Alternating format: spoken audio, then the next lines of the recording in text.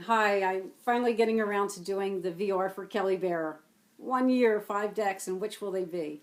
So the first deck is definitely for me the Alchemical Tarot by Robert Place.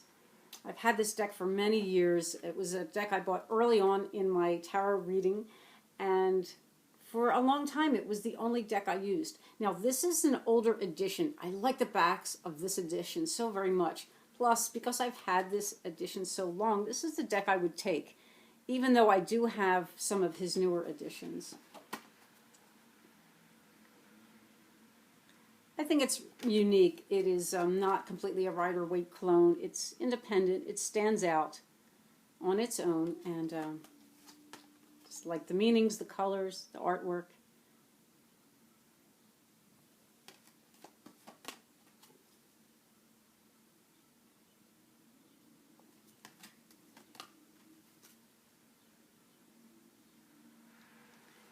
And this one is the Ace of Cups.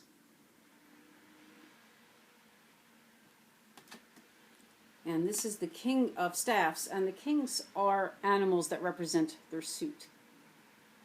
So, yeah, a real favorite of mine, and I would not want to be without it. So the next deck I would take is a very personal deck, and I have talked about this one before. It is the Tarot de Femme Erotique.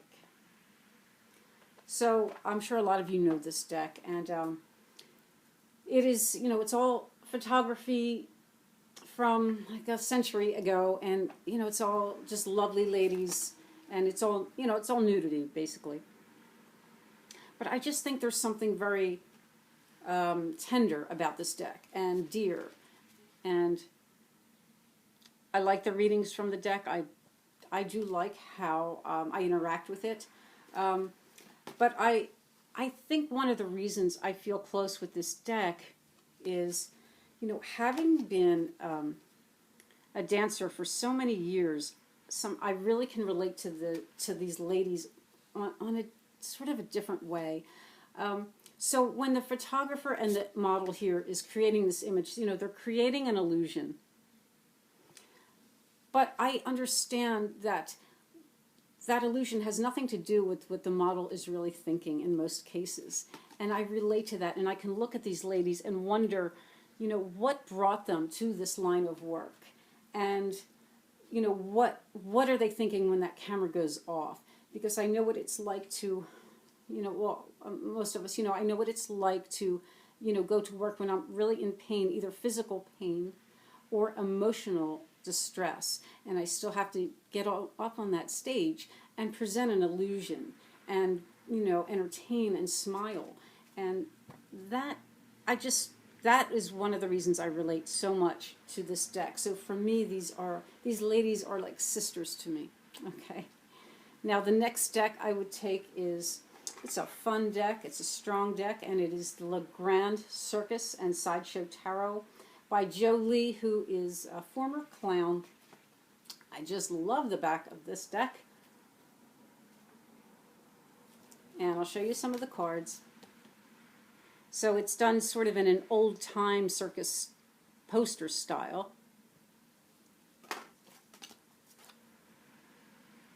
This is not a silly, clowny deck. It really is. There's actually quite a bit of depth to this deck, in my opinion, and quite a bit of darkness in the deck as well.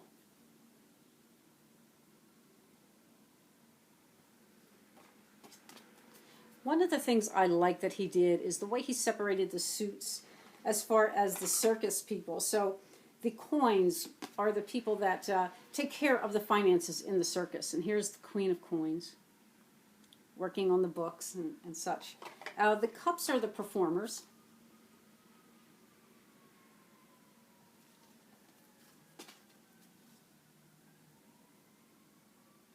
The wands are the people working behind the scenes to get everything up and going, like the workers in the roustabouts. And the swords, these are the freaks of the circus, and they do the shows that are just more out there and crazy and difficult. That's the Four of Swords.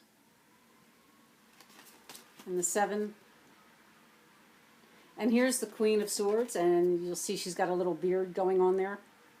So I think that's very interesting. And now for me in this deck, I like the Cups suit very much, and I really like the Swords suit. In fact, this is one of my favorite sword suits of the decks that I own. That says something about me, so I realize that, I'm really relating to the performers and the freaks, and not so much the people that are working in the money area or the other areas. So I think that's really interesting and a little self-revealing. Okay, so for my next deck, well, I had to think about this. Now, if I'm going to be away for a year, what happens if someone knocks on my door and they're having a difficult time and they want a very strong and accurate reading?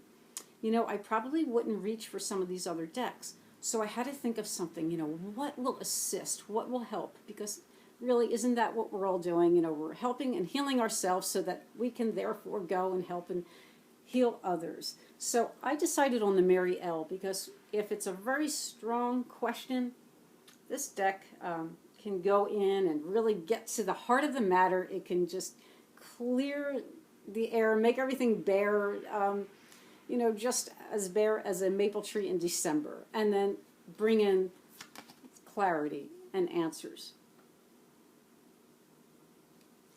It's very beautiful. I know you are all familiar with this deck. Now, this is not very much on the Rider-Waite system.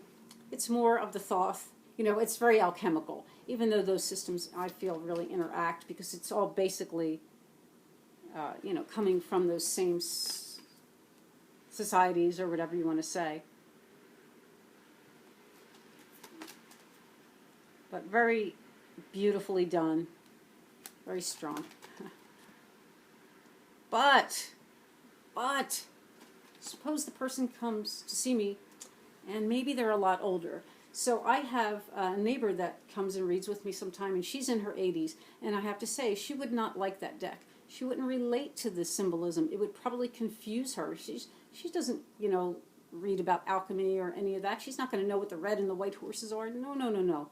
So I had to think again, what can I bring? What deck can I bring that would really span a little greater mass of people, that might read? Or maybe it's someone that's really hurting and tender and vulnerable, I mean to say. And I think the Mary L might actually overwhelm them and leave them feeling a little upset or confused. So I really had to think about it, and the truth is, I'm going to be honest, I don't know what that deck is. I don't really know that deck that will be such a perfect and wonderful healer. But I looked through what I had, and I decided on the Morgan Greer. Now, this is not one of my favorite decks, but it certainly has a place in my collection. That's the backing. It's easy to see, and I think it's easy for anyone to look at the pictures and understand what's going on, pretty much. I think it's great that it's borderless. And I just wanted to show you this 5 of Pentacles. Take a look at this. Now, when I look at that, I see healing there, the nurturing that man needs, acceptance, love, and healing. And isn't that really also what people sometimes just come for? They need that. I love this Temperance card. Again, I see healing in this card. Quiet. There's a depth to it. There's patience. Such a lovely card. And here is the gorgeous Lover's card. So that's my 5. And for now. So anyway, thank you very much, Kelly Bear, for this really fun idea. And thanks everyone for watching. Stay well, and I'll see you soon. Bye.